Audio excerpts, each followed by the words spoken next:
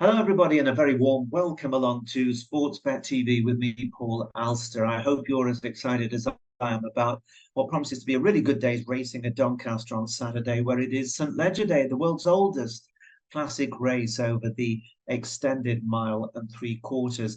I think it is going to be a fascinating renewal. And I have a selection for that, along with a few other races at Doncaster at Out in Front and my subscription service. And if you're interested to join, then do just check the link below this screen and you'll be able to sign up in time to get my selections for Doncaster on Saturday, and indeed a few more that I'll be posting via email to all subscribers on Sunday. But if you're joining me here at Sportsbet for the first time, please press the subscribe button just below this screen, because then you'll be able to get all my tips for free here at Sportsbet. And I have the one selection for you for Saturday, where apart from Doncaster, and with the greatest of respect to Chester and Musselburgh, it's not great racing elsewhere. I think a listed race, is it at Chester, is probably the best they're able to offer, and the handicaps and such aren't particularly inspiring. So the focus really is on Doncaster. And I'm looking at the 225 race, the Portland Handicap, which is a famous old cavalry charge over the unusual trip of 5.5 furlongs. The going is soft, and at Doncaster this week, we've seen the ground proving very, very sticky and testing. So horses really need to stay the 6 furlongs at least, I think, if they're going to have a chance of getting home in the Portland Handicap. There are 22 of them. And as is often the case in these big handicaps, I like to give myself two chances. I've made one recommendation at Out in Front, and as I say, you can get that if you sign up via the link below. And both horses I fancy just about equally here, and I'm going to come on to the one that I fancy here, and I'm passing on at Sportsbet. Now, only one horse was priced up at single figures when I was making my notes for this race, and that is the horse trained by Jim Goldie called Call Me Ginger. And he arrives on Town Moor seeking a hat-trick, and that is following recent wins at Chester and Ascot, where he's exploited a relatively low handicap mark. He goes on any ground, does this horse. He's an admirable sort. And 12 months ago, he ran a really big race in this race.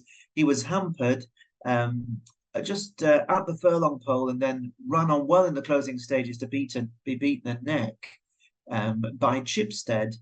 And in the end, the stewards, to some surprise, I think, turned the result around. So they reversed the places and gave the race to Call Me Ginger. That was off a £2 lower mark when he was awarded the race last year.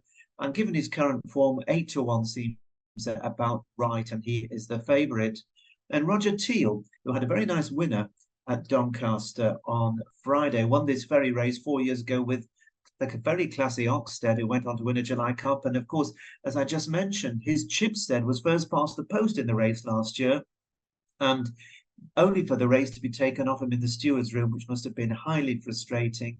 He's likely to go very well again. Horse who's improved a lot this season, gone up in the weight, been taking on some stiffer tasks, but he's still going to be very competitive, I think. And that is Roger Teal's Chipstead. Now, the rest of them, well, Old has done very well this season since joining David O'Mara from the now retired Keith Dalgleish. And he went on, of course, to win the Stewards' Cup in very, very heavy ground. It was an unusual Stewards' Cup. The conditions won't bother him, but the rise in the weights, I think, got to him when he was well beaten last time out. I'll be surprised if he's going to bounce back and win another big handicap off his current mark. George Baker has his horses going very well indeed. And his horse Get It won a very nice prize, 50-odd thousand pounds, to the winner at the Racing League just over a week ago at Wolverhampton. He's a capable horse on turf. He's £4 higher. Hasn't been proven on this ground in the past, so we don't know if he does go on it. He might be better for all we know.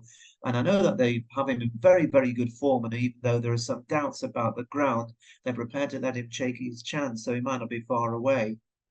Now, one trainer who's having a real crack at this is Julie Camacho, who, of course, has been hitting the headlines this season through Shaquille, even though he did disappoint last week at Haydock. I'm sure he'll bounce back. And she's got 3 runners here. She saddles Mackinac, who's an old stable favourite, and Significantly. All 3, I think, have got a good chance, but I think Significantly might be best of the 3 after a very decent run in the testing ground, very testing ground in the Stewards Cup at Glorious Goodwood last time. And then you have such as Richard Hannon. He runs 2 in the race. He's got the big board, a relatively unexposed horse who goes well on any ground. And despite having gone up the weights, I could see him figuring. He's also got the mare Happy Romance, who drops in grade, tackles a handicap for the first time. She has to be respected as well. But the selection here is going to be Chipstead. I do think that Chipstead is the one to be on here. Chipstead won this race, as I say, 4 years ago. Roger Teal is going to be training. He trains him, of course, and Freddie Larson is on board. And I just think that they've had their eyes on getting a little bit of revenge for this race with Chipstead. Freddie Larson is back on board, so obviously they didn't hold it against him that the race was taken off. The horse went on to win at Catterick after he won and was lost it in the Stewards race last year. He failed to figure in the Wokingham handicap this year in a listed event as well, but he ran very well indeed in the Showgirl Cup last time out.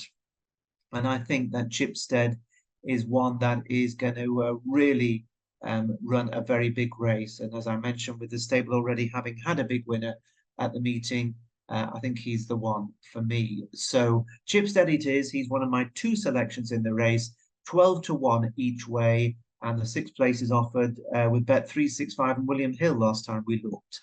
So there we have it. I hope he's going to run well. He's one of the 2 I'll be supporting. One is a very open renewal.